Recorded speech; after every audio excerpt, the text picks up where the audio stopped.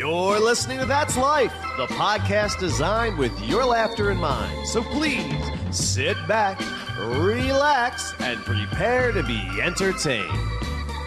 That's Life. Realsies. Oh, 100% for real. With an eagle eye on the PC and a few corrections and changes, we think we've got this thing by the tail. If not, you won't be able to hear us sounding foolish talking about how we have it by the tail. And we'll be even more upset than before. Yes. So, with an even more sad-sounding Mr. T crying in it commercial that's for you. right. Without further ado, Labias and Megatron, we bring to you Yes. episode 91. Yes. 91 Mark B. There it is. That's right. And we've got some exciting stuff, though. It worked out well because you saw some movies. Now we actually got some more stuff going on. I did some cooking. There's all kinds of stuff happening. So let's jump right into the What's New. I have a really short What's New. Do you have a short What's New? My What's New is pretty short, yeah. Okay. I cook lasagna.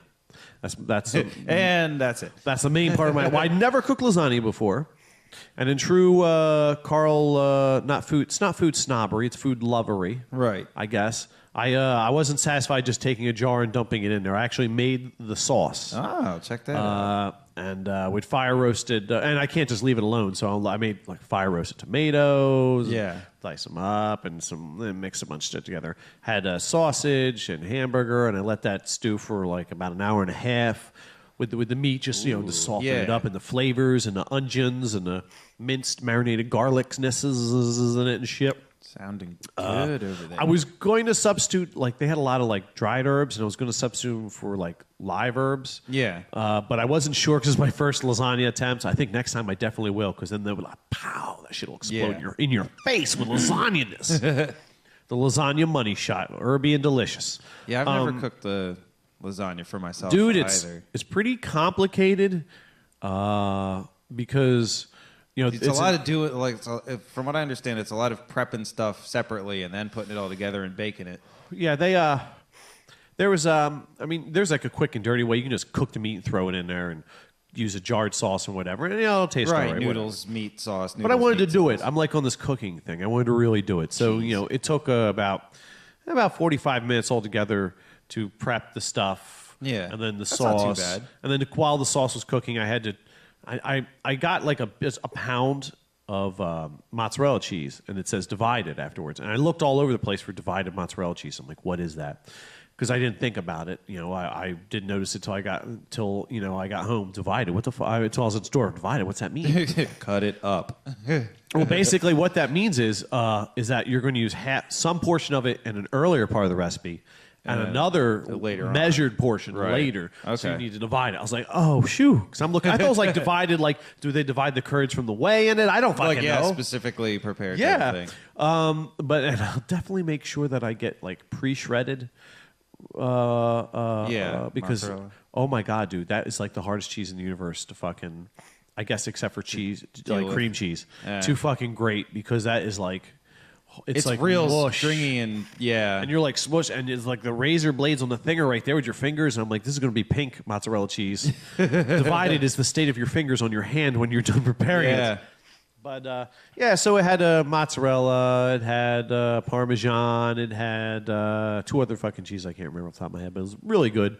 Made that bad boy up, and it was fucking delicious. But the consequences of that, I didn't take my medicine this morning, and I decided I was going to have a little of it. I'll go grab Pete. I'm like, I'll have a little lasagna before I grab him real quick. Just get it done.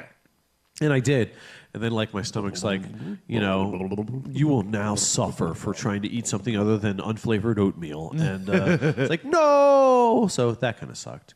That's all right. But with a small break before the show, though, I was able to completely get the last computer to a state where I can monitor it 100% closely, so we don't run into more. And you learned that spacebar is not your friend. Space bars are bad in this particular case. Space bars for that ancient program mean delete everything that's highlighted. Yes, it's it stops, which is exactly what I wanted to do, but then it just goes above and beyond the Call of Duty. Oh, you want space there instead of that highlighted hour and a half of recording? Yeah, no problem. Boom. Yeah.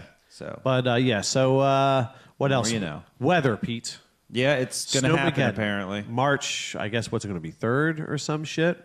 Yeah. Monday? Tomorrow. It's supposed to start tonight into tomorrow. I'm very excited because it's one last chance to get sleep during the school week. Yeah. excited by that. They canceled school already? Not yet, but they totally are. I've heard some schools already canceled just in advance. Millville waits to like the bitter end. Yeah. They're like, no, we want to actually see the snow on the ground. Which, I mean, that makes sense. I guess. Sort of. It just sucks because you have to wake up at your normal time just to check anyway. Yeah, and exactly. Then it's like, And I could stay awake till like, usually they'll call like 4:30, 5 o'clock. But then like you're pushing it because if they don't call. Right, because then if it's on, you're fucked. Mm-hmm. And Mondays I like to at least get a little bit of rest before I go into work. I mean that, of course, in the most in the divided way. My sleep is like my mozzarella. Like so much mozzarella. Divided. But because Mondays everything's thrown at you, and you got to figure out what's going on and shit. So you want to have at least you have no idea. They're going to decide. The upper manager's going to decide to talk to you about shit, and you need to have your game face on and be fucking 110% ready to go. So yeah, a little it's bit good of to rest have helps. some rest for that. That's true. So restness. Because of snow is like a double win for me. It's awesome. Yeah, so that is all I have. Awesome. And Pater, what is new with Pater? Well, I mean, not a whole lot. I do have a funny dumb story though from I love funny dumb stories. My whole life is a funny dumb story. One lunch break this week, Summer and I went out to McDonald's because she wanted the double cheeseburger or something. And I had brought lunch, so I was just like, whatever, I'll just go for the ride. Yeah, I want to get out of the building, spend some time with her. We pull up into the drive-thru, and she's reading one of the signs, and it's like, one of these like adverts they have for their new salads or something, and they want to Isn't that cute when they sell salad? And I was just like, I don't like salads. I'm just allergic to That's salads, like a Whole Food store trying to sell McDonald's food. Doesn't make exactly. any sense. It's ridiculous. Nobody goes to McDonald's to eat healthy. No one's that dumb. We start talking about salads, and she's like, "Oh, why you don't like green stuff?" And it's like, no, I don't mind green stuff. I just prefer my food to have at one point been alive. And as soon as I said that, I thought about it and went, wait, plants are living things. Yes, alive and moving. Because, I had meant it had been animals at one point. And it made her laugh because she was trying to think about what animals were green that I wouldn't like. So you both totally went the wrong direction. Messed it up in our heads. And then once we realized that plants were living things as well. And that animals are not green. Yeah, and her next thought was, what, McDonald's has fake lettuce? And like it was processed and made of plastic, which if it's possible is. So that was kind of amusing. And then so that was that was the dumbness of the week. And Wednesday I left early from work because I hadn't slept for like 2 days, so I was feeling like shit, and it was also for everyone's safety. Oh, because, if I don't, after a couple days of not kinda sleeping, angry, I'm just like, feeling I'm gonna stab shitty. everybody. High schoolness happening. Pete becomes the principal. Right. So the next day, I was coming in expecting certain amounts of high schoolness to have happened. Like people been like, "Oh, he left because he didn't get any of his because of drugs." the cocaine, right? Or him and Summer were doing something, or blah blah blah blah blah. So blah, what blah, happened blah. was the rumor that had happened was that I left early because they had taken Summer out of our department and sent her somewhere else, and I just couldn't go on without her nearby. What? Which took me completely by surprise, and I was like, I don't even know how to make this ridiculous. I wasn't expecting this. I hadn't expected that angle. Wow. Yeah. So of course, even the normal high school people thought this was a particularly like over the top. Beyond the pale, even for them. Yeah, because they were like, well, are you guys fucking serious? That's the best we can come up with? Because apparently it was like, oh, he didn't get his fix. Oh, no, it's because Summer wasn't here. Like, it escalated to that point. What? So now what I've started to do, what I did the rest of the week was every time Summer walked more than like 50 feet away from me, I'd go, oh, manager, I'd drop to a knee. I can't go on. Drop to the other knee.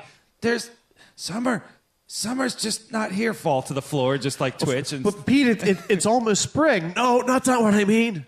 And then she'd start coming closer again. I'd be like, oh, I'm starting to feel better. Oh, I think I can work again.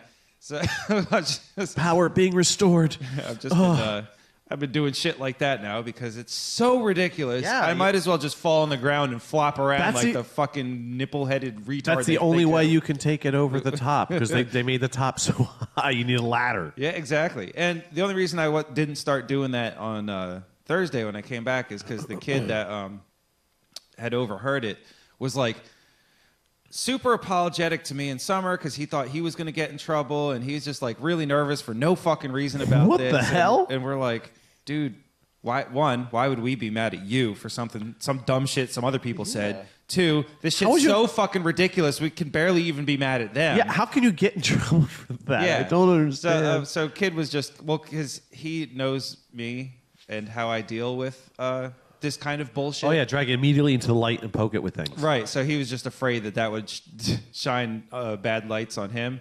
And he also understands that Summer gets super pissed off at dumb bullshit as well. Oh, yeah. And he just didn't want any trouble. two of them with- together. yeah, exactly. With our powers combined, we're one gigantic Captain Asshole. It's amazing. So so that was that. And so Wednesday, when everybody's there, this coming Wednesday, I'm going to bring my little baggie of flour in. Yes. Combine the two because that's what they did. So Yes. I'm gonna have the little baggie of flour in my pocket, and if they send her away, I'm gonna fall to the floor and instantly smash it into my face. Yes. And just be like, "Oh God, I can't." That's just make awesome. a giant scene. You got to keep going to the bathroom and go. It's like, oh, I feel so tired. I need to go to the bathroom. Yeah. You'll Oh yeah. pick And when me we up. come back out with some shit on my you nose go, and my I beard feel and great. everything. I feel great. That's awesome. And I told my manager about it already, and I'm gonna tell the security guys too what it is, and Oh, show yeah, them, yeah, make sure yeah. that they're in on it. That way, there's no actual repercussions for this. But it needs to be done. These people need to understand how they don't know what they're fucking with. Yeah, that's awesome. Hey, that's They the don't know best the way. full extent. They Yes. know a little bit, but not enough. Yeah, that's the perfect solution. to that shit right there. It's oh my goodness. So I've gone to the fifth stage of high school, the acceptance stage, Oh yes. where now I just have to take it to the next Enjoy it for what it is. level, basically. Oh, it's not so bad. So yeah. Other than that, business as usual. Oh. Speaking of business as usual, let's jump into our mixed media review. Wow, wow. Or Megatron will choke you. Wow. Whether it's movies, TV shows, video games, or books, we have the half-assed commentary you crave. It's Mixed Media Review. We watch things, we listen to things, we play things, we read things, we say things to you. Mixed Media Review. Yeah. Pete has seen a bucket load of movies. I have, and I'm gonna skip the one that we tried to record for the previous episode 91, as Me I too. feel it was so bad that the computer just was like, no, I can't. The lack of science. In Total fact, the Recall pseudo this. of your pseudoscience in Total Recall is so bad, I have to destroy the episode. So, just know the fact that I saw Total Recall and it sucked. Yeah. If you need to learn more, I put the worst possible diagram I could find, including shitty resolution. What was funny for is the that commercial. in the commercial that was like about accurate to what they showed in the movie too. I was like, wow, it looks just like it. It was world except with it was the like written paint in like lines drawn crowns and through shit. there, Yeah. Yes, ridiculous. This impossibility may be goodness. larger than it appears in diagram. Yes. So, So- Pete, let's start at the top here. We'll start. I saw the new Lone Ranger.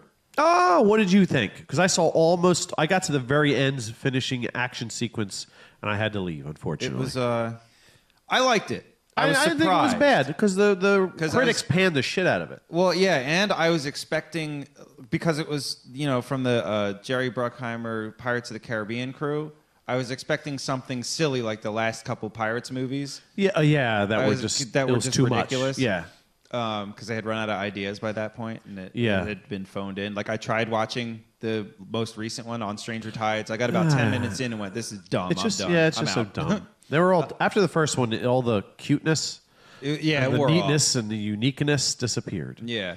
So I was watching it, and the opening 10 minutes or so of the movie, I was just like, Damn. the body count just started Yeah, right away. And I'm like, exactly. this is a Disney movie? This is That's what I was saying. There's a lot of serious shit in there, dude. And then it got all Disney when they're on top of the train and it goes off the tracks and they fucking get flung off the top and it somehow flips around. survive. And it's all and all this cartoony, stuff. and all right, okay. The tone, there's the Disney, but the tone kind of jumped around a little bit. I'll give it that. But after that and a couple more like smaller silly things, the rest of the movie serious up. Yeah, like when you find out about Johnny Depp's the history of him and shit. That's so fucked up. I'm like, I'm gonna fucking cry. This is fucking awful. Yeah, it was real heavy. But it had comedy in it too. Like he kept going, what does Kemosabe mean? Wrong brother.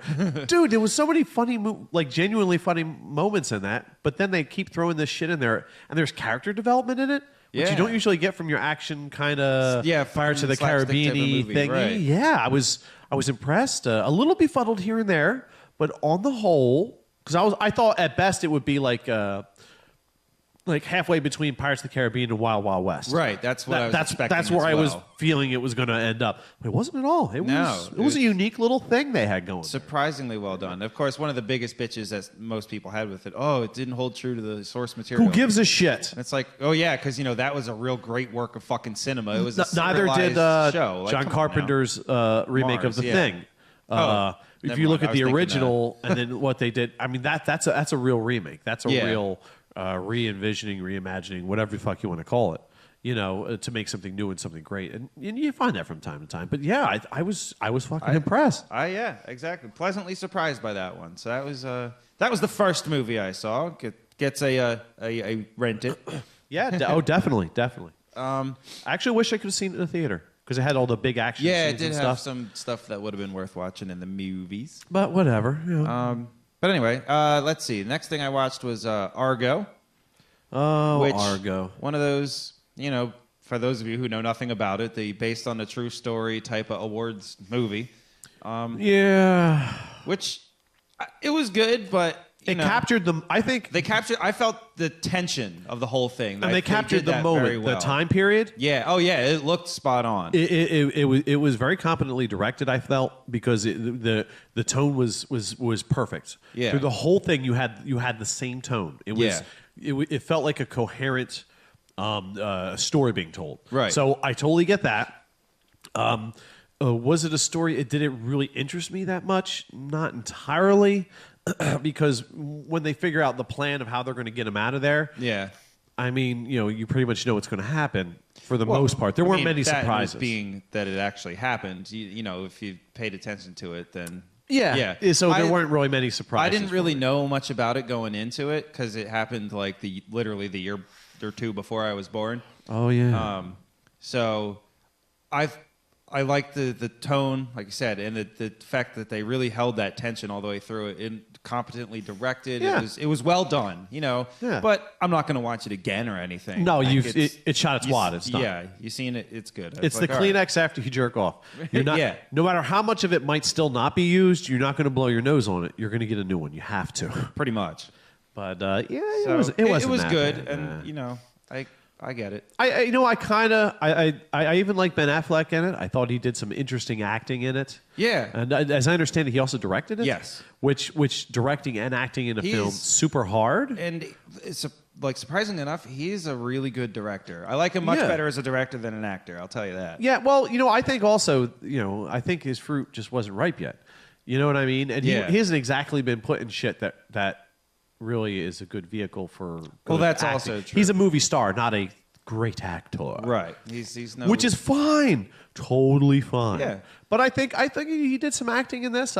He was a little deadpan, but I think that was more the character that he was playing rather than his performance of it. I think if he would have made it more than that, I think it would have been away from. All those people are still alive too. They actually were, I imagine, able to go talk to them. Do Character research. They did some research and shit. At the end of the film, they show you the actors, like a still shot of the actors next to the actual photographs of the people. They nailed it. They all looked pretty much exactly like. And a lot of that people did. was they captured the look the look of the time Late period. 70s, early 80s. Yeah, type they of really feel, yeah. they really fucking nailed it. It's not just a look; it's an atmosphere. Yes. That's kind And of even the film grain on the Yes. whole thing was Yes. stylized to feel Absolutely. that way. Like it Yeah. was really well constructed. things happened in the course of events as they would have. There were no shortcuts taken. Like in the Right. 80s and in the late 70s, early 80s, well, hell, even up into the 90s, shit didn't happen at the pace it happens now because you didn't have That's a tr- worldwide yeah, exactly. spanning communication Things network. happened a lot slower. Yeah, and you wanted to know something, you had to have an entire cadre of people dedicated to knowing everything about that. Yep. And then if you want to know something, you need to go to that cadre of people. It's not like now where you can just know everything at the touch of your fingertips. So I think they sort of portrayed that well. And, Yeah. it's hard. Another movie that did really well was it 88 I think, or not 8mm. Fuck. Was that movie about there was an alien and the kids were making a movie? Super 8. Super 8. Thank you. I can't believe I didn't remember that. That really captured that time period beautifully. I haven't seen that, but I've heard good things about it. Dude, watch it. It's not it's an interesting story. Mm-hmm. It has does all the acting in it is great, and it has kids in it, which usually is a kiss of death Yeah, for a film. a lot of times that doesn't work out very well. But it did work, and you really felt that the story that with these kids. Yeah, because kids are either great or crap. suck, There's yeah. no in between with them. But you got the feel of these young filmmakers, and I think Abrams himself, being a young filmmaker, was Yeah. identifying with that, and so it resonates got really to feel well. it come across. And That's then good. the time period, the early '80s, it was perfect. Everything was really they nailed it. Every nut and bolt, everything was just ratcheted down tight for that time period. You were there, and it was kind of like an interesting little story. It was neat. There was a little bit Yeah. of mystery to it, and the special effects were great. I mean, it sort of the ending kind of had a Spielbergian Close Encounters of the Well, I fucking believe third Spielberg kind had thing. a hand in that. Was he a producer or something on it? I think he may have been a think it producer, was- but Abrams has always been a fan Yeah. of that and was influenced by his work. So you can see the influence there, but it wasn't it wasn't aping it. Right. It was genuinely using that, and it fit the story. So it really wasn't that bad. It really wasn't that bad. But that was another one that totally nailed that time period just perfectly. I'll have to Which give you that don't one find. a look. Oh yeah, check it out. What's the other one you saw? The next one was because I'm doing these in like order of as they get better to me. So far, all of them have been worlds better than Total Recall. Continue. Yes. Seven Psychopaths was another one I watched, that was a cute film. which I thought it was clever because I had no idea what the fuck it was going to be about. Going into it, I had only seen like the commercials when it was first coming out. They don't do it any credit at all. No, the commercials are just like, okay, it's a wacky movie with Christopher Walken in it. Yeah, they sell it. That's all I got. They sell it like it's a Tarantino-esque sort Right. of comedy, Yeah. dark comedy thing, which it isn't. It's a very unique thing. Yeah, it caught me off guard, and I was pleasantly surprised by this one too. Yeah, Just it was lots of flawed characters in it. very well written and acted. I thought. The performances. Yeah, everybody did a great Thumbs job up. in it. So it's Colin Farrell, Christopher Walken, and Woody Harrelson are the important people. What I thought was really funny in the very opening scene, the two mobsters that are talking, I was like, "What? This is the same cast as fucking Boardwalk Empire." Over Yeah, here. yeah, And yeah. they're both mobsters again. Yes. It made me laugh. I was like, I know these guys. Yeah, that They're was neat. almost the same guys. It was just, and it was kind of, and that was kind of like almost like the story before the story kind of thing. It sort of introduced you to the tone of Yeah. how the film is going to be, which when it's used properly is just great. Yeah, because it was definitely, you could tell it was influenced by like a Tarantino-esque type. Yeah, you're like, oh, so of this is feel. the world that this story is taking place Yeah, in. I it- gotcha. I thought it was very clever how every time, because for those of you listening at home, it's the basic gist is Colin Farrell plays a screenwriter who's trying to write this movie called Seven Psychopaths, and he's looking for inspiration from life. And as it goes on, and he's trying to get more like details into this movie and the story, what happens to him is what they were just talking about in the scene previous About writing, in the movie. yeah. So it was very well put together with those things in mind, and what made it even better was that as they were like, "Oh, this will be the scene," and while the next scene they do in the actual like the real life movie. Oh wow, this is it's getting meta. In the movie, it acts out like what happens is what they described, but it never happens as described. It's always like even a little more over the top, but in a realistic kind of manner, if that makes any sense. Well, it doesn't exceed the reality of the movie itself. Yeah, it's grounded in the rules of the movie, but it's still somehow more over the top than the movie within the movie, which again, it's made that a pleasant surprise, and I was really I was happy with that one. It was good. Yeah, it wasn't bad. Let's see. He's thinking, There's at least, well, there's definitely one more, but I'm trying to remember if there's any other ones that I watched before that I hadn't seen already. So since I can't remember, we're going to go right to I watched one of the, probably the best movie I watched, The Counselor. Oh, yeah, okay. We were sweating this earlier, a few months ago, when we heard about it. It's about the cast in it, the director. Michael Fassbender. Yeah, we saw the trailers for it. Like, Javier this looks Bardem. interesting. Yeah, and another movie where the trailers don't do it justice. Because it's from the writing team that brought you No Country for Old Men. So you know it's going to really depress you and hurt you. Yeah, And shock you. Well, this one, with its unlike violence. being, No Country for Old Men was a character study on evil. Yeah. And it was a smaller story. Yeah, this one scope. was similar, but not. No, it wasn't. The evil in this was faceless. I got you. Because the general idea is Michael Fassbender plays this guy, the counselor. I don't even think they give him a name through the entire movie. Interesting. They always call him the counselor. Well, that's kind of he's a lawyer. That helps you identify with him. You sort of, because when it's this blank slate, not necessarily blank slate, but when it's not a personalized slate, it helps you project yourself into his role more. Yeah, sort of like the quiet protagonist from a first-person shooter type of thing. Yeah, exactly. So he plays a counselor, lawyer, criminal lawyer, and he is putting money into a drug deal in order to get a big return because he needs money. Like, that's the idea. Okay. And Javier Bardem plays a business partner, like how he got into this. Brad Pitt is the middleman for the cartel. Okay. And Penelope Cruz is the counselor's fiance. All right. And Cameron Diaz is Javier Bardem's like girlfriend. All right. And it was extremely well written. However, like the dialogue is just gripping, but nobody in real life ever talks like that. Like it's one the of Tarantino effect. It's one of these. It's like the award-winning type of writing that is just like, well, that's not real people talking, because even the way the actors enunciate everything, it just comes across as just super intelligent, but not realistic. I got you. It's like everybody was living 24/7. What usually only happens every year or so to a normal person. You're right, exactly. But it doesn't take you out of the movie at all. Like, because it matches the tone. Right. Okay. And the tone is nothing but grim and serious the whole time. What was really interesting about this is it pulled a 7 psychopaths. Mm-hmm. Certain things get mentioned almost in passing. Like a cyclic foreshadowing. It's a big, but it's even more obvious than that. And it happens later to the characters, but because spoiler alert, just so I'm covering my ears. sort of. I mean, it's Kinda. not really like, because at one point, That's not working. yeah, at one point, Brad Pitt asks Michael Fassbender's character, he's like, "You ever seen a snuff film?"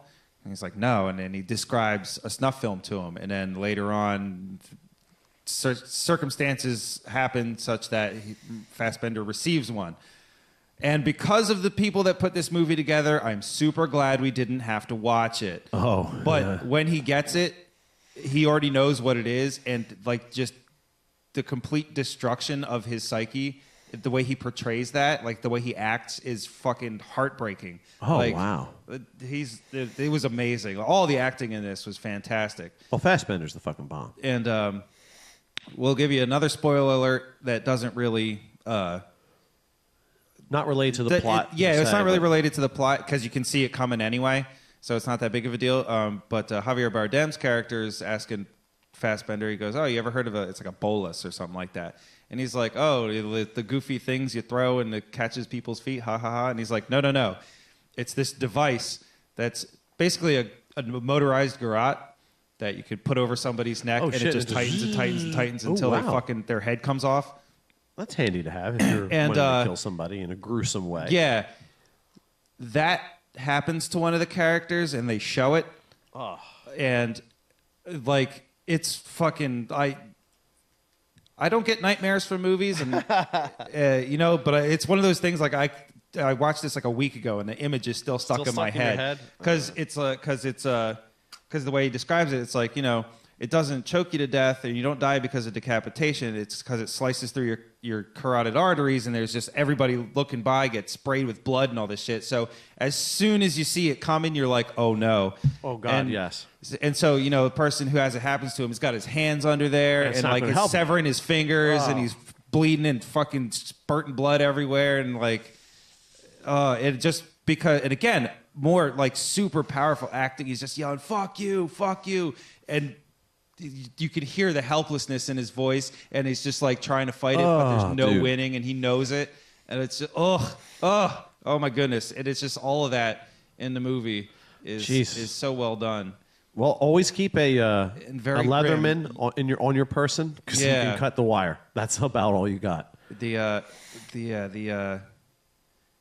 really got to be in a proper mindset to watch that movie. Yeah, don't watch it and think you're going to be cheered up. No, it's not action porn. There's almost no action in it at all. It's all about the acting, character driven, and very character driven, and it's extremely, extremely well done. It's gripping. You want to know what happens next. It's all about drug deals gone bad. That's why everybody dies because the drugs get stolen, but then they don't get stolen. But then somebody's after the money, and it's like who's double crossing who, and they never tell you who is like it is because it leaves you wondering: was it the government that was after these guys? Was it a different cartel? Who was it? And you never know because it's not important. It's just that these things. It's just it's more about the characters. Yeah, and it's about the characters. Oh, okay. And one more scene that is completely not related to the plot at all. But I thought was super, super well done. And if you know a lot about a lot, you'll appreciate it. Javier Bardem's telling Michael Fassbender's character about this one time where he and Cameron Diaz, Javier Bardem and Cameron Diaz, when they first started like dating, took his Ferrari out to like a golf course. Oh yeah, I heard about someone talking about this. Yeah, and she scene. starts fucking his car. Now that's weird enough in and of itself. But the song playing in the background is Benny Benassi's Satisfaction. And if you've ever seen the music video, it's a bunch of hot chicks doing sexual things to power tools. Yeah. So I just, like, playing that song during that scene, I just was like, that's fucking brilliant filmmaking. Yeah. Because if you know all about this stuff, then you're just, boom, mind blown. Because, it all clicks into place. Every aspect of that entire scene was, like, just so perfectly lined up. And that's... just the intelligence that went into this movie wow, smart filmmaking. Yeah, it was really, really well done. Filmmaking in an extremely depressing and gruesome kind of way. Well, yeah, sometimes that's the story. Because you have to do. It's not so much the movie's not so much about character development as it is about character destruction. Yeah, character. These people just oh my goodness, and they portray it fantastically. Well, that's a whole bunch of winners right there. I saw Vikings, the season premiere of Vikings. Yeah, and it was decent. It wasn't as good as The Counselor, but it wasn't that bad. I mean, they sort of break apart everything that had happened in the last season, and then you get to see the pieces go in different directions. And now, it's basically setting up the next season. Yeah. Well, you'd expect from a season opener. Yeah, but it really does it. You're like, what? Oh shit! Is this, I forget what channel is on. AMC. I think it's AMC. I know the History Channel put it together with somebody else. Okay, maybe it's on the History Channel. Yeah, it's pretty cool. I like it. Good. It's that scalding hot Valkyria fucking babe, but the blonde. She's fucking totally badass.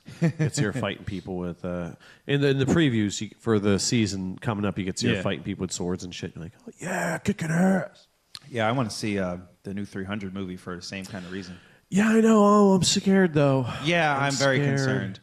Because I mean, you know, the first one had the charm of it being very loosely based on that Bible story. Yes, a very pivotal event that will echo throughout human history forever: the battle at the Gates of Fire, the Battle of Thermopylae. Yep. So it's straight Not from the Bible. Yeah, it totally not from the Bible. But it obviously it strayed from it in several ways. Just a couple for the movie. Yeah, but it was for the movie, and it was all about tone and the presentation of it. You know, so it was still pretty cool. That's good. But so I'm scared that this next one's that's going to be crap. It'll either be not quite as good as the original because sequels tend not to be. Well, for the most part. But the history right after that battle is also incredibly gripping, and it had such an effect on the Peloponnesian League, which was formed afterwards, which by Alexander the Great's father, I think Philip, and so I mean that there's battle potential sets, there. Yeah, I mean the sacking of Athens. Yeah. I mean that's a big deal. The which was like the only democracy ever at that time. So and you got the clash of cultures, and it's what compressed the Persian Empire is what compressed all these different bickering city-states, which were very different in the way each of them were set up, into a Peloponnesian League. It's what solidified them into one powerhouse, which the Romans eventually aped with when they took over the Etruscans and did their thing, and we all know about the Romans. So, I'm like excited, but then I'm scared. Yeah, it's one of those. I don't think I'm going to go to the theater to see it. I might. I think not visually, sure. Visually, it's going to be amazing. That's why I would go to a theater to see it. Yeah, because it might be. It's going to be worth it if it has the same tone. One of my concerns about it is that because 300 Battle of Thermopylae, Hot Gates, is on a very small scale. Yeah. This looks like it's on a much larger scale, like just as the movie goes. And I think one of the things that made the original movie so good was that it was very small. It was mostly at that one place. Yeah, it puts you got to be a little closer to the characters, as over the top crazy as all the action was. Yeah. You were in the trenches. Still puts you right there with it, like a war film almost. Right. Like, I'm just concerned that this one won't be as engaging. You know what I mean? Yeah. It could go either way, though. I hope so. I hope it's good because there was so much cool history that happened after that. And if they can make history cool, then people might actually look into it. Like read a book or something. Yeah. Holy shit. Well, maybe they could, I don't know, download or wherever they do the books these days. Wikipedia. Whatever it is they do these days, and actually learn something. So that's exciting. And that's all I have for along those same lines. I watched a review for that movie Pompeii. Oh, I almost went to see that. I was You're so glad close. that you didn't. I was so close, and I'm like, you know what? Everything I'm hearing about is not quite so good. And I'm like, I'll just wait for it to come out. It got panned pretty bad, and from what I could tell, rightfully so. Like it was just like, because they shoehorned into a ridiculous love story. Yeah, to a disaster movie. Again, boy, does that formula sound familiar? Titanic, Armageddon. Volcano. All these stupid Day After little Tomorrow. Day After Tomorrow. Kind of all these stuff. dumb fucking disaster porn, which is and they also tried to shoehorn in the Gladiator type of movie. Yeah, I know. From the review I watched, they said that the Gladiator battles at the beginning were like the best part. Oh, that's fucking sad. I'm feeling a lot better about not seeing that movie. Yeah. It was the only thing playing because it's Fuck You February. So yep. I didn't it wasn't even on my radar, but just because it was a review source I trusted, I was like, let me see what they said, and they were like, probably worse than I, Frankenstein. Yeah, so. I was surprised too. I'm like, I've never even heard about this film. I'm like, oh, this is interesting though. Oh, it has Jon Snow from Game of Thrones. Yeah. Everyone was like, if you like his abs, this is the movie for you. And I was interested, but then I remember. I fell for the same thing when they had the Conan remake, and it had the guy from who played Khal Drogo. Yeah, and I'm like, well, maybe no. You got to understand, these actors have bills to pay, so they're gonna play they're gonna do what they do, and they themselves can't make a movie great that's gonna be crap. It's true. It's like Because you can have great actors, but if the script and the director are shitty, then Yeah, you know. and even you can have all those things, and if the editing sucks, just put it together in a shitty way. But it's funny that we're talking about movies and shit like that. Yes, and entertainment and stuff. I have a feeling we got a good segue coming up. That is not really a good segue, but here it is anyway. It's our Grammys fallouts because apparently. It was not like VMA Awards bad, but there was apparently some over-the-top shit with Beyonce, our favorite. Oh, yeah. The Hulkster. The favorite. Face. The Hulkster. She's so fierce.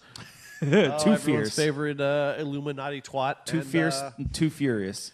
And then that other the other young lady, Katy Perry. That was it.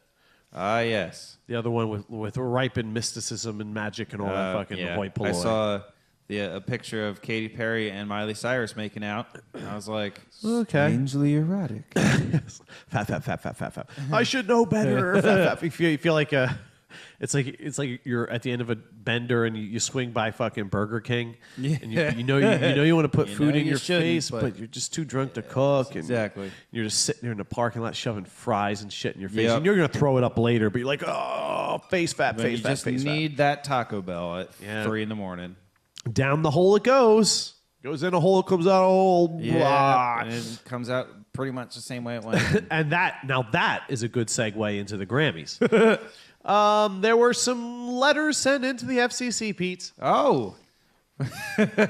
These are always good. People were frightened and terrified and when confronted by the oddities of the Grammys about Beyonce's performance, which was a little... really wasn't much beyond what you get from most female performers these days, True.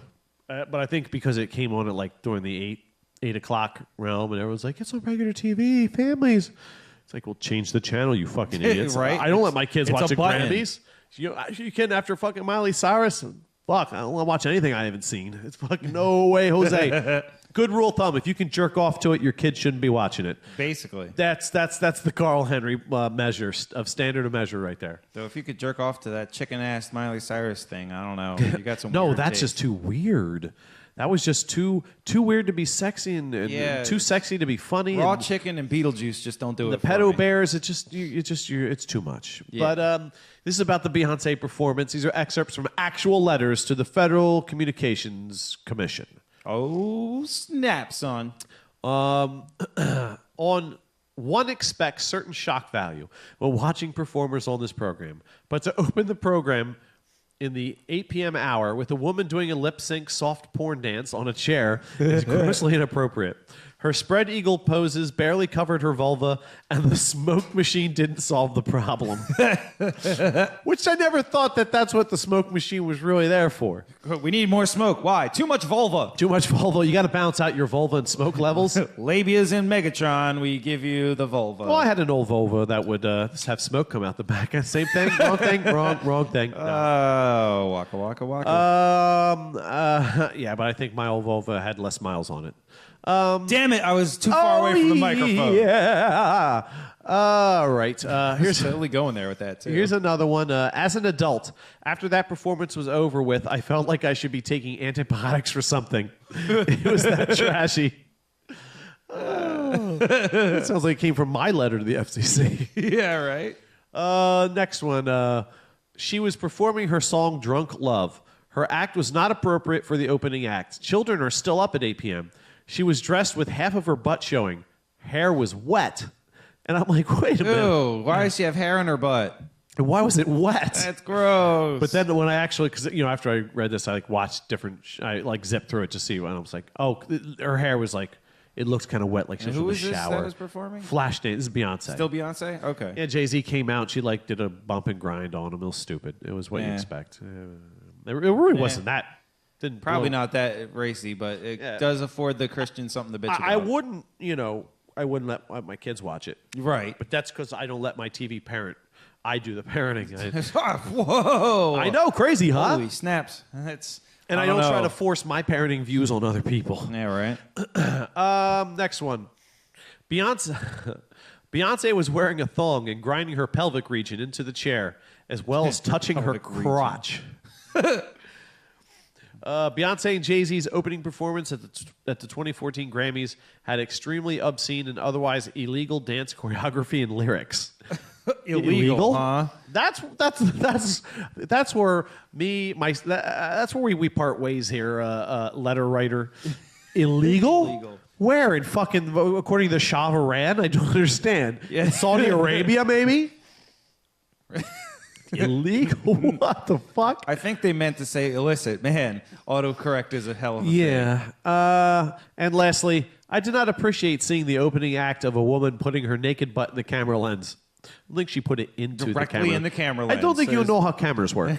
You don't actually put the object into the camera. And it just digitizes it. Magically absorbs everything that's on the stage.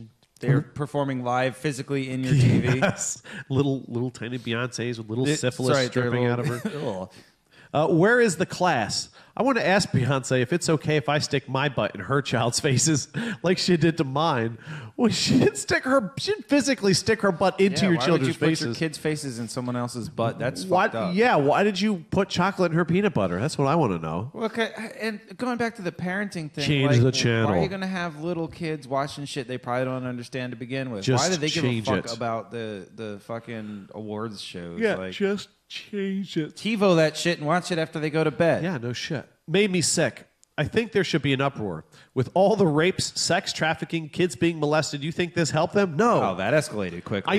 Exactly. I think you're laying a lot of the sins of our society at Beyonce's booty's door. That's just unfair. Yeah, I don't think her milkshake brings those kind of boys to the yard.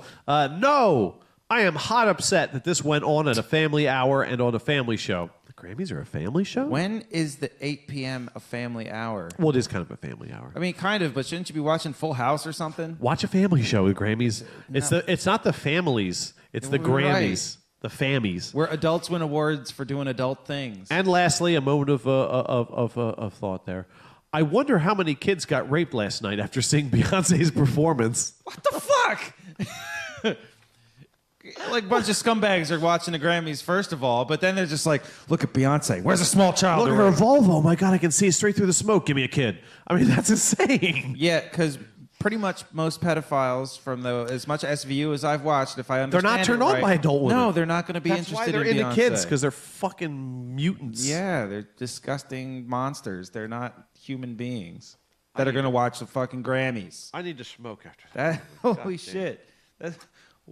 How do people make these fucking connections in their heads? Like, Jesus fucking Christ. Well, some of it is the Bible. Yeah. Some of it's definitely the Bible. Because anytime there's something when it involves morality and people freaking out and saying shit that doesn't make sense, like, you ruined my marriage by YouTube based on some kind of circular logic. Yeah, exactly.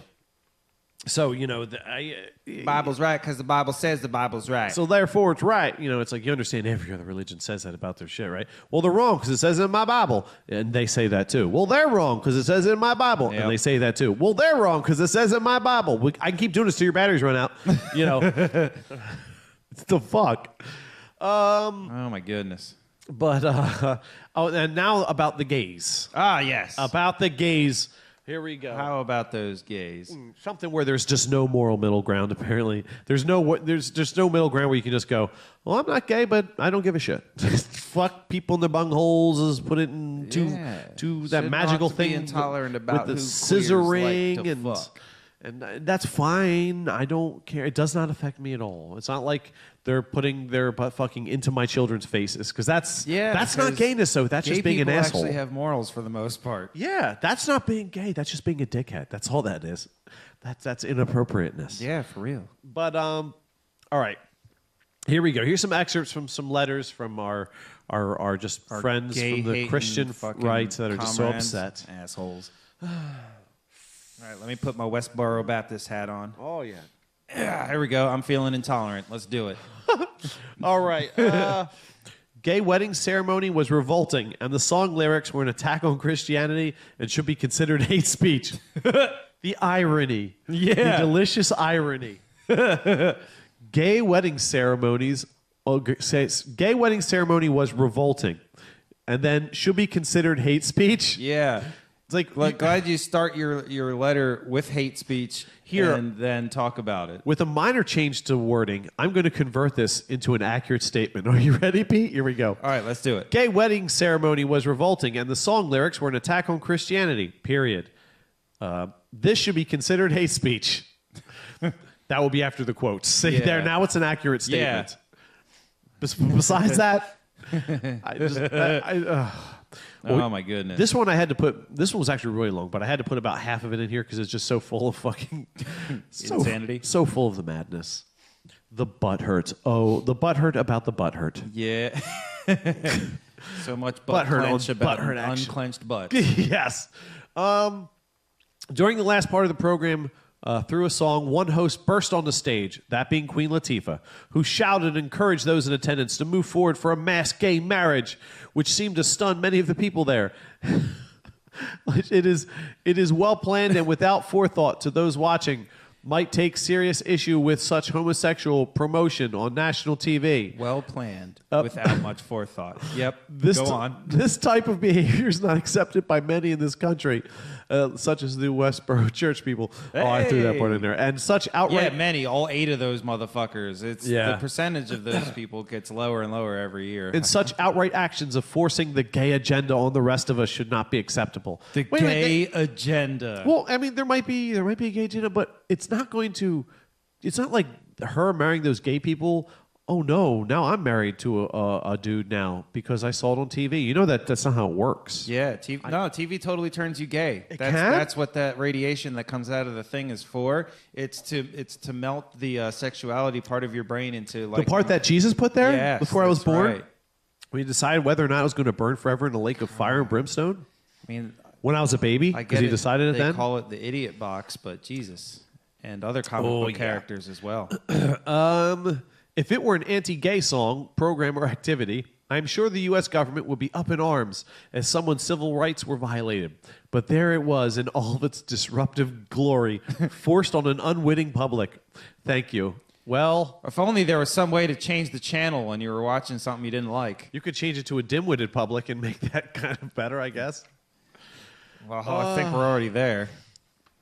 Yeah. Here's another one. The Grammy Show 2014 on CBS Sunday on the 26th of January, period. Was viewed in Beaumont, Texas by TV, period. This is more like a telegram from the old days. The Grammys, such and such a date. Stop. Yes. The segment where Queen Latifah is performing ceremonies, marrying couples. Stop. Performing gay marriages had nothing to do with award shows. Stop. This was pure disgust. Stop. End of transmission. So, this was pure disgust. Yeah, that was definitely a Reddit fucking post. Yes. The second to last thing is performing gay marriages had nothing to do with award shows. Well, that is or I would say true. That it definitely is definitely peripheral to the idea of giving out Grammys. But since it's not a public function or a holiday, for example, if you had a Christmas special for children and then you had like all the male reindeer getting married to each other and then fucked each other, that would be pretty inappropriate. Yeah, it would be very inappropriate. However, because it's a social convention. It's and something you can only go by invite. Yeah, and from what I understand, it's something that involves all of us. It's all our thing. It's Christmas. It's all everyone's thing. You know what I mean? It's not like Christmas. Whereas the Grammys are a privately produced, privately run show, not owned by any community organization at all. Nope. So therefore, and it's one of those things that it wouldn't have happened if those people in charge didn't sanction it. Exactly.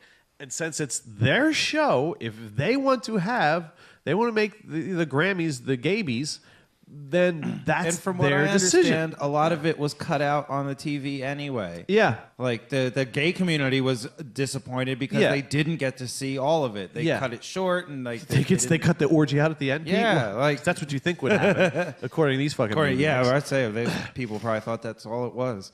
There's an orgy of sin on the Grammys. Sin and iniquity. One of it's just ridiculous. This last one, we were interested in music, not some gay agenda. Isn't that what cable channels are for? No, I always thought cable channels were for like Game of Thrones and other stuff. Yeah, But nope, they're for the gay the agenda. incest agenda. No, well, yeah, yeah, that's straight sex. I mean, come on. Yep. And it's just they're keeping it in the family. I don't know if Lena Headey was my sister. It's kind of weird. But it is what it is. What are you gonna do? But so this next one is Lannister's a cunt, but she's hot. Yeah, she's pretty hot. The Devil and Katy Perry is our next one. It's about her little thing, which I actually watch it because there was so much uproar about it, and it is all it's absolutely correct. It is all incredibly blatant satanic Illuminati symbolism, hardcore through the whole thing. Just from the cross, from the red Templar cross on her chest to the black horse to all this shit. It's and if you watch the video, it's like the same shit. You're like, wow, this is like an Illuminati commercial. This is interesting. However, again, so fucking what? Who cares? Yeah. That's the thing. There is no boogeyman. There is no magical powers that are going to happen. It's not. It's just. It'd be like It's just imagery. Yeah. Yeah, it's imagery. It's stupid. It's all make believe that they're entertainers. Yes, that's what they so do. the whatever, probably gay, but not part of the gay agenda. Director came up with the stage show for this. Yep. They said, we've got an idea for this. This is the feeling I get for it. What do you think? And she probably said, yeah, this is great. And then they did it. And again, it looks cool. The producers of the Grammys would Privately allow run. it if they didn't want it. Yeah. And if they want it, they can have it. What you do is don't watch it. Yeah. And don't let your kids watch it. And there you go. Problem solved. However, not a difficult thing to comprehend. not these people. I was shocked by the overt summoning of Satan by Katy Perry. Oh, I didn't know Satan was going to get summoned. Now I got to Yes. watch this. This sounds awesome. Really? With all the people cheering, I would think that he would have been happy to unleash himself upon them. But apparently On it his is. face, neck, and chest. But backpedaling here. Apparently it is not his time. So it was a legitimate satanic summoning, but since Satan was like, didn't appear. guys, I appreciate It's not it. my time. I am so busy right now. I would totally be there. I got to torture all these souls. And if I was to appear, and Damn. through and with his millions of people watching, I could hypnotize him with the gay energies. Yeah. And I could tell, but you know what? It's not my time, so I'm not going to come. I got to wait for Jesus. Or there is no Satan, and it's just a bunch of bullshit. Wow, you be the judge. But apparently, it is not his time. Not yet.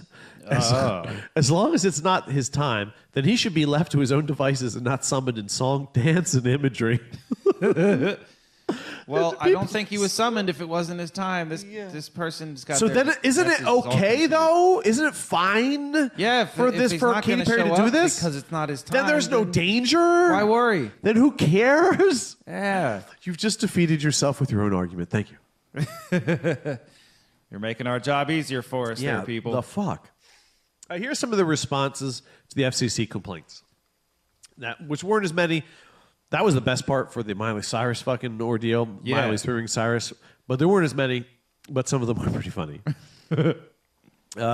Olympic skating events and costumes reveal as much, even more, as Beyonce's outfit, which is actually true. Yes. The response is, they may reveal as much, but the participants aren't spewing disgusting lyrics along with beaver shots.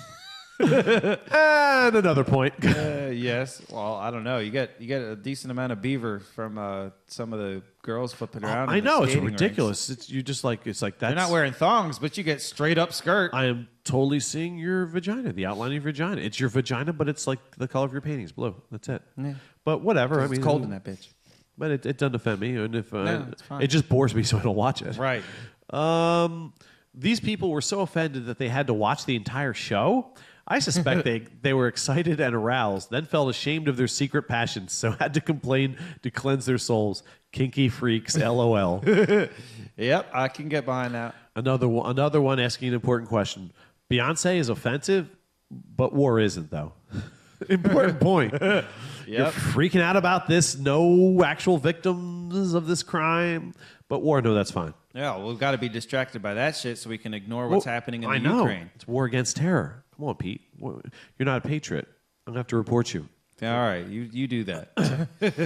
I'm going to pre-report myself to beat the rush. If you get then all the forms are filled out, so they can just come arrest you quickly. Yep. One comment officer. says the multi-gendered weddings were a travesty and an attack on the biblical and traditional basis for marriage. Wait a minute. Aren't multi-gendered weddings the definition of traditional marriage? Yeah. So someone mentioned a point of order there. The monkeys are running our government. America is gone. It's like Dawn of the Planet of the Apes. Because there was so much government control involved in all of that. Oh, yeah. The gays are getting too much publicity. Oh, the Grammys, Obama. Yeah, there it is. Rhodes! Like he was up in his theater box with like the opera glasses Puppet going, strings. "Excellent. Dance monkeys. Marry them, marry the gays. No. It's going to turn the country gay.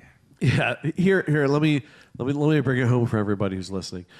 In the same way that George Bush didn't give a fuck about the real tenets of Christianity, Obama doesn't give a fuck about the basic tenets of real liberalism. Okay, so don't think he gives a shit about the gays. He doesn't fucking care. He cares about Their money vote, and yeah, power. at the time. That's all he fucking cares about. If they went into the little curtain, the booth, and they pulled the thing and voted for him, it sent a 200,000 volt current through them, and it's atomized the gays, and then a little and there was like a little like a smoke machine to cover it up, like the vulva. Then he wouldn't give a shit as long as he got the vote. Pretty much. They don't fucking care. No, not at all. Where are we at? The gays are getting too much publicity, and most of it is coming from the conservatives. Here's a strange twist, huh? Yeah. We need to let God take care of the gays, and he will, just as he did Noah's generation and Sodom and Gomorrah's generation. Do you know that Sodom and Gomorrah were not people? Yeah, they were a little cities. bit of cities. Okay. Yeah. But hey, that's all right. Oh, God's going to take care of that. He's going to take care of the gays. Anytime you want to send that The flood. the Holocaust? No. Hundreds of thousands of rapes occurring in Africa like every minute. Yeah, child soldiers. No. God's like, no comment. No comment at this time. Nothing to see here. Nothing to see. What? There's some gays get married. Get those faggots. I mean, it doesn't make sense. It doesn't. But none of this. It's all in God's plan. We just don't understand it because we can't possibly comprehend. Which again could be true, but can I at least see it? Can I see God's plan? Can I see God? Is there a ritual? Can I get Katy Perry to do something on stage? Yeah, with a cross? maybe we can summon Jesus. Maybe Godspell with the smoke machine turned off. We'll be able to see him like the vulva. You lose a vulva in its natural environment. And the response to this is, sure, ignore us. That works for me. Let God take care of us and stop hating what you don't understand. You people are fucking nuts. I was like, oh, that's great. Yeah. And then the response to that is human sexuality is both genetic and epigenetic. No amount of denial can refute that scientific fact. Homosexuality is not a choice, like, say, choosing to be a Christian is. To which someone responded to that. Oh. To be fair, most Christians don't choose their religion. They were brought up Christian by their parents and simply never leave, just like every other religion. Good point. Good point. Ending on a good point instead of like intense trolling, which I so love. Yeah. Give it time. No, you're right. I should give it some more time to steep. Yeah. And you gotta let these things stew. Maybe something will happen on the Oscars. That's what I'm hoping for. We'll get Miley Cyrus will some come out clarity on just the- start on the fucking thing. humping something or. Well, they got Ellen DeGeneres hosting. Yeah, I know. I saw first. I didn't see who it was. But I'm like, who is that elderly gentleman? Like, he's a dapper-looking young fellow. And then they said, with Ellen DeGeneres. And I went, Oh. is she behind the old man? I remember her having some. No, that's totally Ellen DeGeneres because they like closed up on her. They get close up on her. That is. I'm like, oh wow, she is. Just looks like she's a very just dapper-looking young man. So I know that might be like going the low route, but it's just what I saw. I'm not trying to be mean. I'm just saying that's what I saw. That and her comedy as a comedian, she was always. Yeah, she's had funny moments. She's a savvy business person. Very true. Entertainment business person. She's got her own show out of this whole shit. And, she's banged some pretty famous broads. And And I watched her show. I don't know how she still has a show. It's there's nothing about it that's just like, wow. I don't think we're the target audience. Oh, we're definitely not. But you know, you're right. Because the only time I've ever seen it was in a doctor's office because I was sick. Yeah. And so that time of day, I was there watching it. I'm like, this is fucking retarded. Who watches this shit? Yeah, pretty much. So If I wasn't sick, I'd already be sick. yeah, I think older lesbians. Yeah, well, you know, I'm sure they're appealing to other older lesbians or not. I don't know. I don't know. I have no idea. But I don't you know how- what? It doesn't affect us. Nope. So, And yeah. if she's happy and other people are happy because of her, And then that that's makes fucking me great. happy. That Yeah. actually does make me happy. She's pushing good into the world. Yeah. Damn it. It's funny that somebody using their position as an entertainer to, you know, like Make people happy? a difference in someone's life in No. a positive direction. They should let God sort it out. What are you talking They should get that flood in here. Where's Noah? about? Like Sodom and Gomorrah Neville. We need an from, ark. We need to take 2 of every type of gay and put them on there. No, you don't want the gay animals because then we'll be doing this again in 100,000 years or No, but animals are gay all the time. But or was don't it point six? that out. Was it 600 years? No, they are 6,000 years old. So yeah, this about couldn't have happened that 6,000, long ago, according yeah. to Ken Ham. Yeah. Yeah. Canned ham, more like it. Yeah. So that was an interesting little bit of news about the Grammys. Hey, news. You know what would be great? What would be great? If we had some more news, but it was fucking weird. That would be great. Hey, you know what, Pete? We do have some weird news. Yes, sir. Hey. Whether it's people eating Pete on eggs in China or a woman who discovers her second vagina, straight from the internet, it's Weird News. That's right. Weird news, some of which is brought to you by way of Chuck Shepard's news at weird.com. Some from The Smoking Gun, The Raw Story, HuffingtonPost.com. One from an actual avid listener. Yeah. And some from random sorted Sorted APR APR news news sources. Scattered throughout the interweb. The interweb, yo. Yeah. All right. Because it's your favorite little mini segment inside the segment. Yeah. You like the dumbass criminals. Yeah, oh, I do. This is a very criminal-heavy weird news for you, Pete. Oh, yes. It's a makeup the best. for the pain. We're going to come back strong in the Realsies episode 91 here. Oh, snap. All right, Because there's no better way than to showcase some of the more retarded, criminally inclined motherfuckers. Yep. Well, we're going to start off with some smart-ass criminals. Oh. Yeah. Switching it up a touch. Yeah, you know, a little variety. Yeah, You know, variety's good. unlike the gay gender. Yeah. You know. We have the criminal agenda. Oh, yes. Smart-ass criminal is our first story. Norway's prison system is regarded as among the most inmate-friendly in the world, but convicted mass murderer Anders Breivik is still not impressed. Breivik is serving 21 years for the 2011 bomb and gun attacks that killed 77 people. Only 21 years. That is awfully inmate-friendly.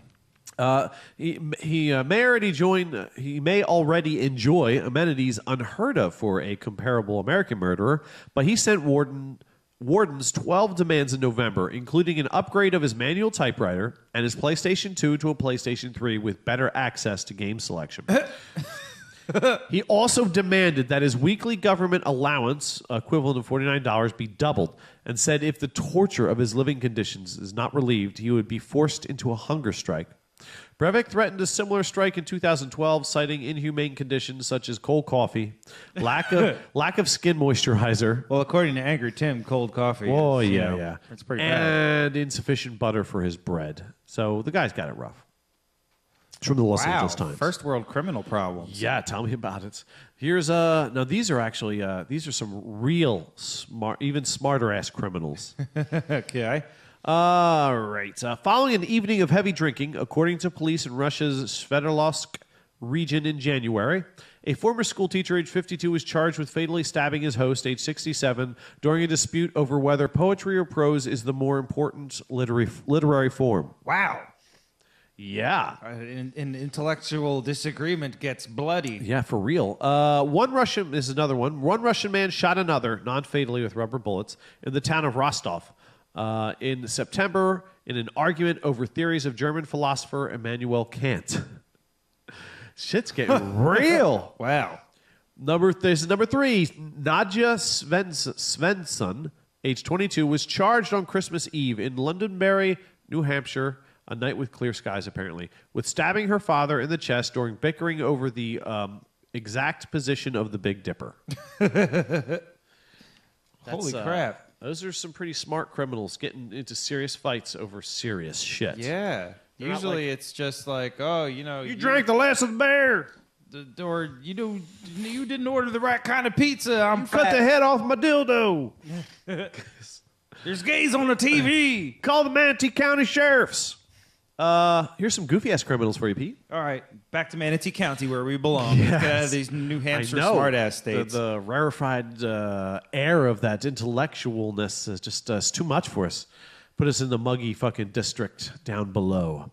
An alcohol-hammered Troy Prockett, age 37, was arrested in January near Hudson, Massachusetts, after his car spun out of control on Interstate 290, and he fled on foot, pursued by state troopers who followed him to a tree, which he had climbed up to about 30 feet up. Playing innocent, which is kind of hard when they chased you up the tree. Yeah. Prockett asked if the troopers had caught the guy who was driving yet. The driver was still loose, Prockett said, even though only one set of footprints led to the tree, and the troopers actually witnessed him going up the tree. Right. But Prockett explained that that was because the real driver was carrying him piggyback. Finally, as firefighters were arriving to climb after him, Prockett, according to the trooper's report, Like he's a fucking cat. rambled on about being an owl. Oh. So you were close. I was close. WCVB-TV He's up there Boston. going, whoo! Where's the driver? Who? The driver. Who? I'm an owl. Who? Leave me alone. I'm an owl. Yeah, so I think there may have been some methamphetamines involved in that. It's a hell of a drug. That's what I hear. He should have installed at least one before selling is our next story. Okay. This is definitely a weird criminal. The headline read, man arrested allegedly trying to sell stolen brains at Dairy Queen. What? Wait. Go back. Sure.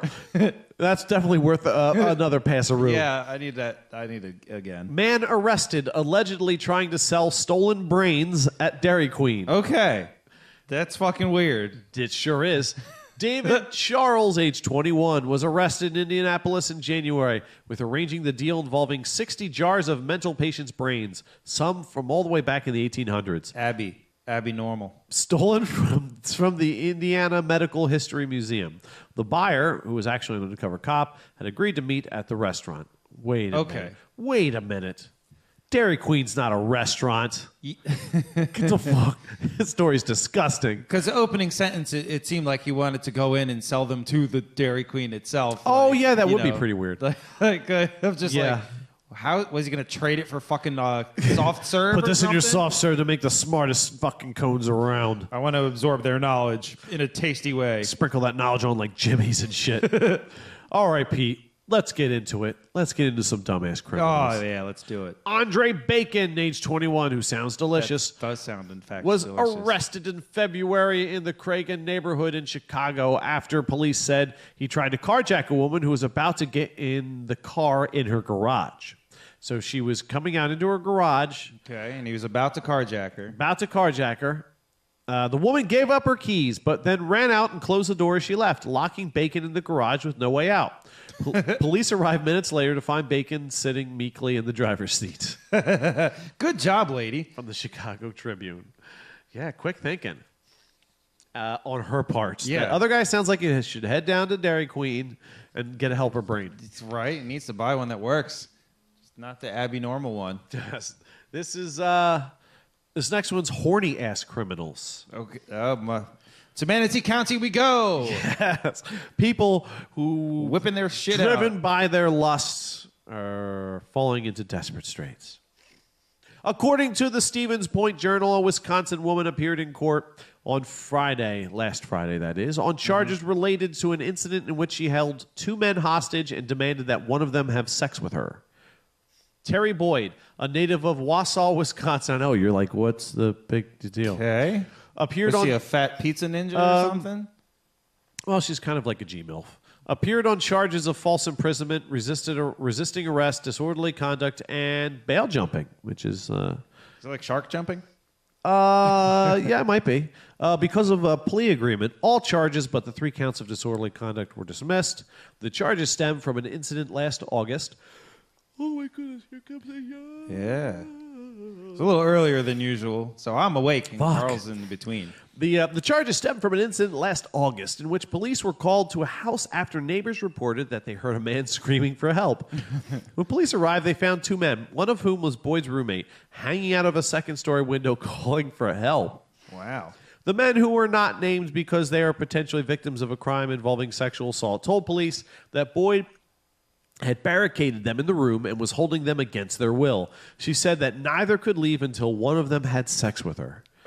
That's a horny broad. Yeah. Some women, when they need it, they need it. That sounds like an old joke I've heard about two guys going through the desert, or well, maybe not the desert. I don't know. The two savannah? dudes, they're traveling through, someplace. Come up. They're really, really thirsty, and they come upon a farmhouse, and there's an old woman that lives there, and they're like, "Oh, can we please have some water?" And she's like, "I'm only gonna give you water if one of you fucks me." And, the old lady in there was like, "Oh, we don't want to do it." So one guy's like, "Fine, I'll bite the bullet on this one." And so he goes up to wherever she's at to go fuck her. And he doesn't want to do it, but there's conveniently a bunch of corn around. I guess they're in the barn. So he's like fucking her with this corn. And then he gets done with the one and throws it out the window. He uses another one, throws it out the window. And like finally she's like, "Oh, okay, you guys can have some water." And he goes outside. It's like, "Oh, she let us have some water." And he goes, "Oh, I'm good. Somebody keeps throwing these buttery ears of corn out the window." Damn, so that's Pete. gross. That is pretty gross. The officers freed the men, but after they left, Boyd called the Aspiris Wasso Hospital and claimed that the police had beaten her up. She was transported to the hospital, where she became combative with the staff, leading to her Somebody arrest fuck for me. disorderly conduct. Why won't anyone fuck me? Was this Josh's ex-girlfriend? Yeah. Why would you fuck me? Ah! Squawk! When she was released from the Marathon County Jail, she returned home and again barricaded her roommate in his bedroom and refused to let him out. Police were called again, forced their way into the home, and arrested Boyd again. A judge... You think he'd have learned. No, totally didn't. A judge in the Marathon County Circuit Court sentenced Boyd to 9 months probation. Boyd will avoid any further time in jail, the judge said, so long as she stays out of trouble. Well, it's Marathon County, so she's in it for the long haul. Oh, Yeah. my brain was feverishly working to find a joke for that. I was like, God, let it go, Carl. Oh, wait, we're going to up the ante. Up the ante. Enmity, got it. Horniest woman ever. Okay. And this is just awesome. This is way back to February 25th. A Florida woman who described herself as, quote, horny. Yes, Florida. Here we go. This is going to be good. We're back in her weird news stomping grounds. Yeah. Was arrested Friday after calling 911 to summon a police officer to her home. Like a demon? Where she aggressively pawed and propositioned him and announced, "I haven't been penetrated in years."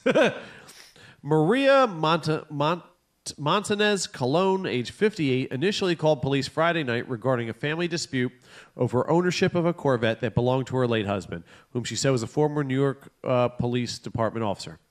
When a Punta Gorda Police Department cop arrived at her residence, boy, that was a mouthful. Yeah. A tipsy Montanez Colon began hitting on him. Apparently she wanted a mouthful. Oh, yeah.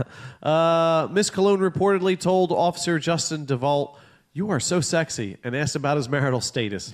She also announced, "I haven't been penetrated in years. I am so horny." DeVault, age 31, noted that, "I asked her what I could help her with, and she stated, you can fuck me." Awesome. That's a forward broad. The world would be a much better place if women had the aggressive sexuality thing and men Yeah. were just sort of like a little more chill.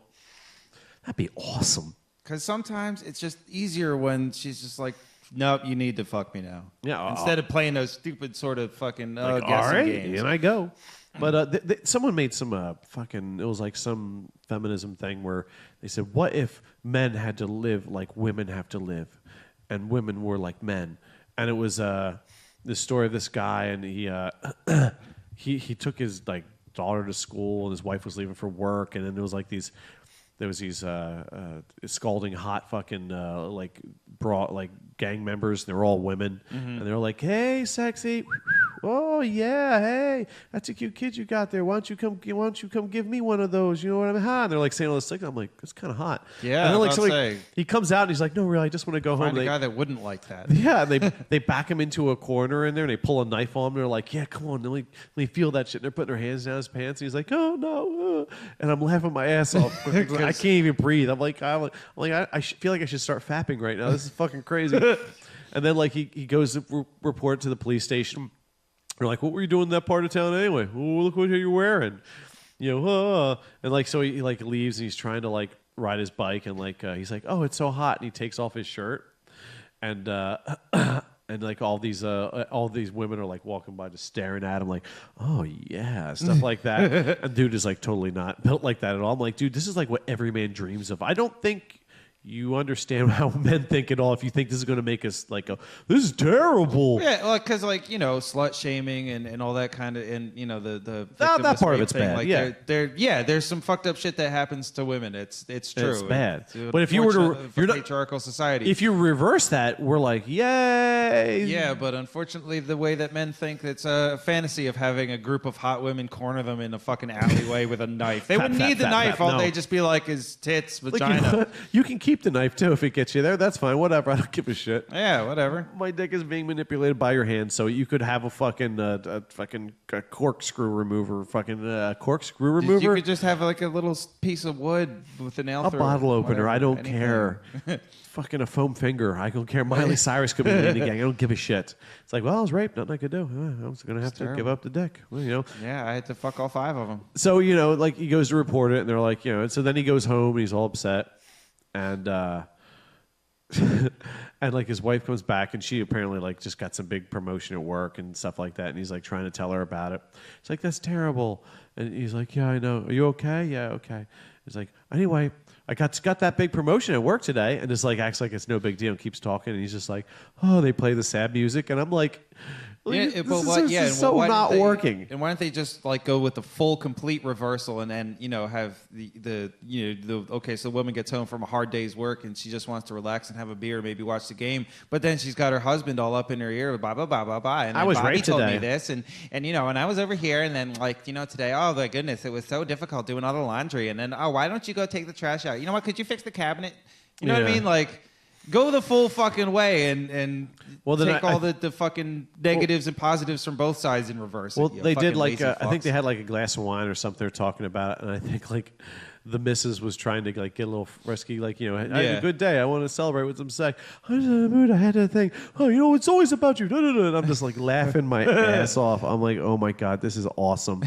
If I find it again, I'm gonna post it because it was fucking hilarious. Yeah, I want to watch that. One of those things where I think it was like a women's studies professor got together with a bunch of feminazis and said, this will show them. And I'm like, I don't think any of you have ever actually explored the real interior of a man's mind.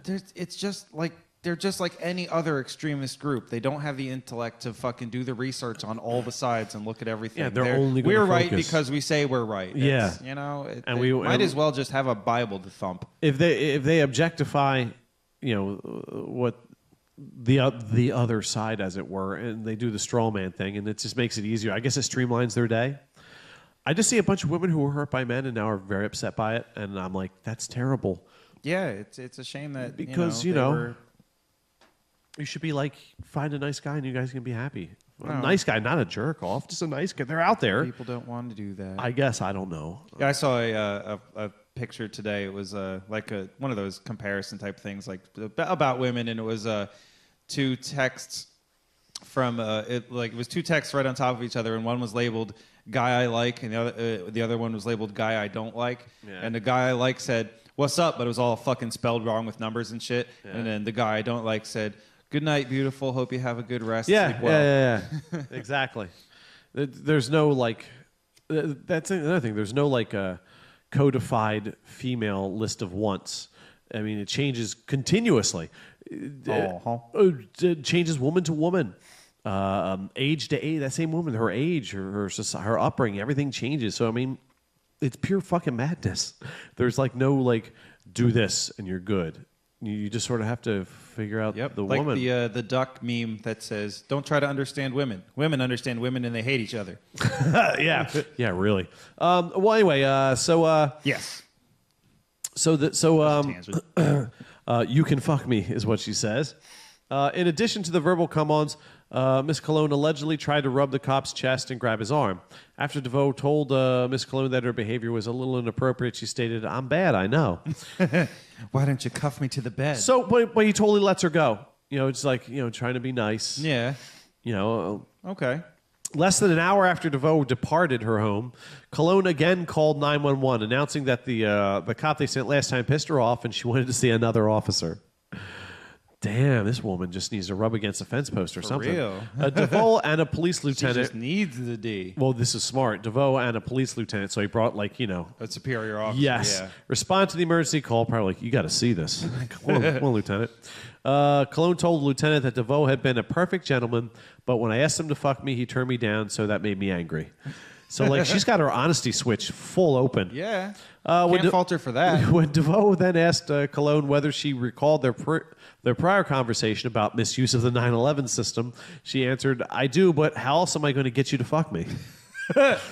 Can't dispute the logic of that statement. She's being 100% honest with him. Cologne was then arrested for making false 911 calls, a misdemeanor, and booked into Charlotte County Jail, where she remains locked up away from Dick. Poor thing. Poor girl. Gotta be thrusting her fucking... She's probably trying to fuck some COs along the way. Yeah, I don't know what the fuck she's going to do now. Her fucking vulva's going to be clutching the bars like Minoc chewing on power cables. Make sure there's no sluts chewing on your bars. Any day you can make an Empire reference is a good day. Yes. Oh, it's nice and warm in here. It is. I actually opened up my jacket. I feel I am quite comfortable. This fucking heater's the bomb. Can't even see your breath in here. Yeah, I know. Yeah, it's good. Oh, winning. Here's some more horny criminals. Oh, this is a sexy, stupid criminal section. Let's see. What do we have here? An Arizona woman went on a naked rampage early Monday after her live-in boyfriend refused to have sex with her. Must be something in the air. Wow. Fuck. Fallout. Speaking of role reversals. Yeah. Ashley Marie Prenovast, age 24, and I saw the picture. I don't see what the problem is. Was already intoxicated when her boyfriend to Arizona, check. returned to Glendale residence the couple shares with their 4-month-old daughter. Prenovast, according 4 months after having a baby, she wanted to have sex. This woman is fucking insatiable. Yeah. Sounds like my crazy ass ex. Prenovast, She according was drunk, right? Yeah. Uh-huh. Yeah. I know this type of woman. according to a court filing, wanted to have sex with him and got naked. When her boyfriend declined to have sex, Prenovast became enraged, according to police. She allegedly punched 2 holes in a bedroom wall. Wow. And punched a picture hanging on the wall in the hallway, causing glass to break and causing injuries to both of the suspect's hands. Definitely sounds like my kind of woman. As Fucking crazy as shit. and horny and Yeah. drunk and naked. As Perfect Prenovast mix for some crazy sex. Yeah. Prenovast ran around inside the home. She bled all over the floor in the master bedroom hallway because now she's Well, at naked, least it's out of her hands. covered in blood and horny. I gotta go to the bathroom for a Oh little my bit. word! Touch myself. I'm going to dial 911 and ask for a female officer. I'll say this sounds like the female version of one of Internet Jen's ex-boyfriends. Yeah, really. Holy shit. Oh, I wish she was here for this. Let's see. When police arrived at the residence, a naked Prenovast attempted to flee through the garage. So she tried to get away. Covered So in else blood. she didn't try to fuck any of the cops. That's What, At dude? least she's faithful. I would have been like, all right, well, why don't you just wait in that room over here, and we're going to question her in this room. What's going on in there? None of your business. It's a interrogation. No means no, all right? And we're making sure that you don't have to deal with this anymore. Sexism can be funny. Is your next story? Yes, it can be. Fox News host and media critic Howard says it Kurtz all. on Sunday lashed out at Comedy Central Stephen Colbert, who had recently mocked his report on Hillary Clinton's age. That's right, Fox News is ready to project that in 2016 presidential election, Hillary Clinton will be 2 years older than she is now, Colbert said in a segment last month, referring to Kurt's reporting. I mean, come on, Colbert snarked. I mean, 69? That's old. That's old. Way too old to be president. I mean, she's going to be almost as old as Reagan was. But remember, those were man years. Men age gracefully, like Robert Redford or a nice leather wallet. I love Stephen Colbert. Stephen Colbert, this is for you, sir. Bless you. Bless That's you. awesome. Nice Like a leather wallet. Man years. Different standard. Oh, it's fucking like dog preposterous. Lastly, this story is actually titled, "This Story Has Pete Written All Over It." Nice. They saved it for the end. It's just 3 paragraphs. Pete, Pete, Pete, Pete, Pete, Pete. The first ever skydive by Mackenzie Wethington, age 16, in Chickasaw, Oklahoma, in January was a catastrophe. Oh, no. A tangled parachute that opened halfway with the girl unable to reach the emergency chute. She fell into a spiraling free fall from 3,500 feet and landed with a thud, as if you have to mention that, but somehow survived. It's not unheard of. Mackenzie had shattered vertebrae, a split-in-half pelvic bone, 2 broken ribs, tooth loss, and various internal injuries. Oh, God.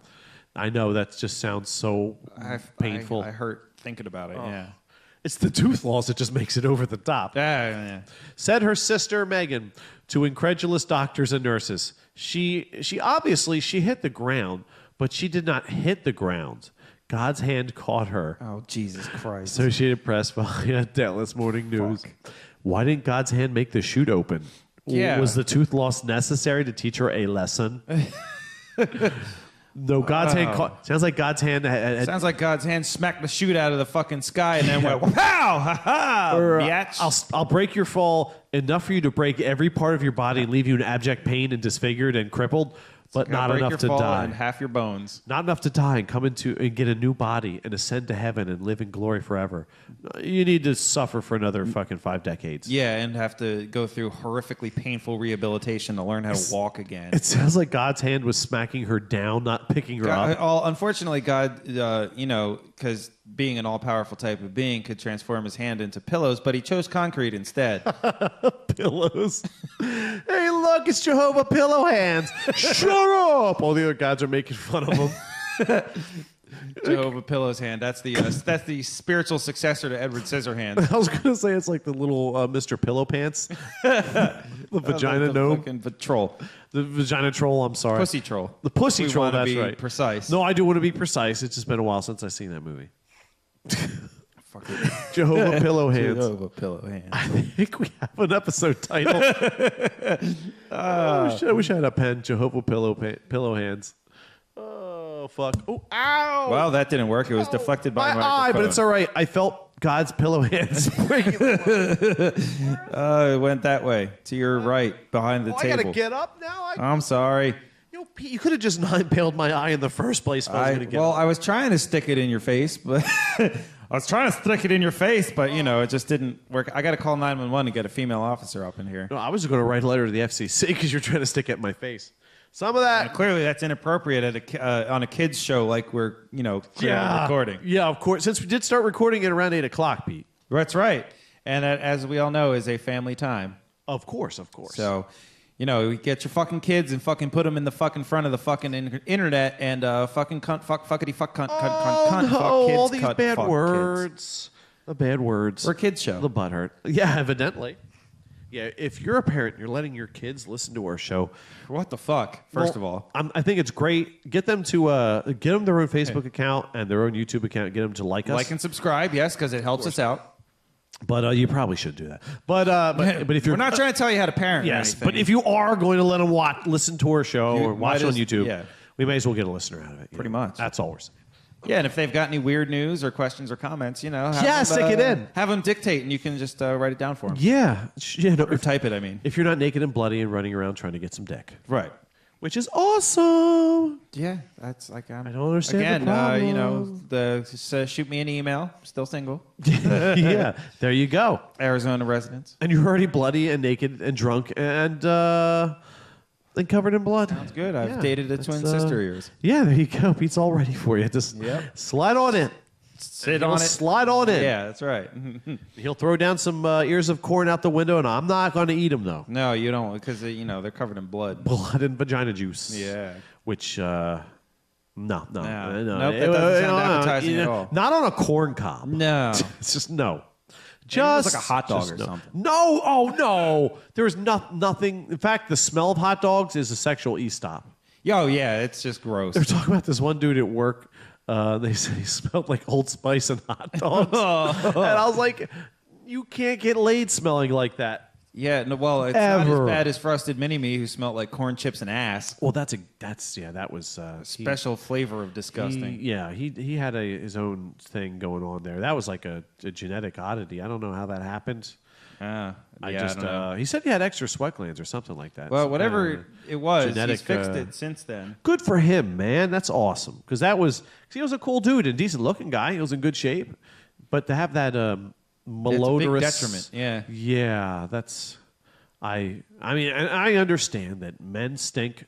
Man stink smells different to women. Apparently, like smell's a big thing. Yeah. Which is why some guys will smell like, oh wow, the bitches really like that smell of that guy, and they're like, oh, that's good. But then other bitches might be like, oh, I don't like the smell of that guy. It's something about genetic pheromones and things like that. Yeah, well, it's a genetic compatibility thing, which is expressed through smell. Which is fucking Mother Nature. Talk about a shortcut. There you go. Yeah. Well, I mean, animals have the same thing. But it is kind of true though, because I've been around some chicks and I just like I'm like I don't really care for the smell of her. I'm not saying she stinks. Right. I'm just saying her natural smell just not doing is just very. It's not clicking for me. It's not like, oh, she didn't clean herself or nothing. It's just like her natural smell is very rare that it has ever happened. But yeah, it's I mean, the vaginas could be case in point, because you could be they all smell different, and they sure do. And some are better than others, and it's not for a lack of cleanliness. No, it's just it's like, all that the doesn't jive. Or, it's subjective. It's all just the yeah, because sometimes it's like, nope, that just doesn't jive, and sometimes it's like, I just want to leave my face in it. Yeah, just I want to exactly. I want to motorboat your vagina, just all over me, rolling it like a cat with catnip. It's just that's just how it is. I can't. Some women they just most women when they ovulate, it's like, yeah, I want to smush my face all over you.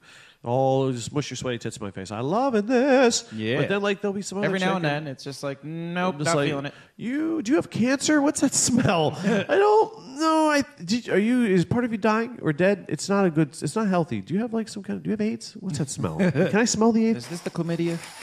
I think I can smell the chlamydia. I think that's what I smell. But Why does it smell like strippers in here? Strippers and Valtrex. Oh, you got problems. So that is how you end a podcast. Now, especially in episode 91. The real episode 91 that we hope is going to record for you. So far, it's looking good. All right. So let's end this thing. Let's do it. And that brings us to... Listening to That's Life. That's Life. A Baby Boy production, episode 91. The real deal. For real. And thank you so much for listening, hopefully. You can listen to many of these Season 2 through Season 3 episodes. For real. At our YouTube channel, youtube.com/That's Life Podcast.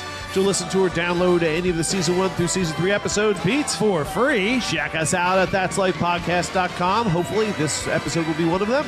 Yep. Be sure to subscribe, and subscribe, like, and favorite for instant notification via email whenever new episodes are posted. Pete, tell about our super awesome Facebook page. Over there on the facebook.com/That's Life Podcast, which I got right this time. Yay. Not like last time, but you didn't hear last time because we're actually recording this. You can give us your questions, your comments, and your weird news. Give us a like and a share and help us bring that funny to everybody that we could possibly reach out to. Please do. Remember, kids, facebook.com/That's Life Podcast. Share us with your friends list. And if you've enjoyed what you've just heard, hopefully you have just heard it. Be sure to tell a friend, neighbor, or coworker, and help us to spread the laughter as far as we can. Once again, Labias and Megatrons. All of us here at That's Life Podcast have definitely enjoyed you listening, and this has been Pete. And Carl, bidding you an adieu, and a hot dogs and Old Spicy adieu. Oh,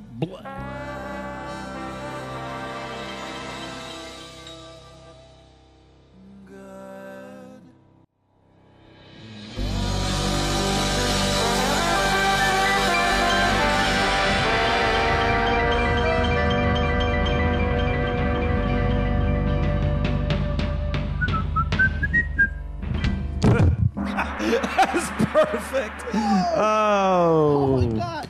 The microphone stand just fell apart. So Holy moly. I think that, yeah, that's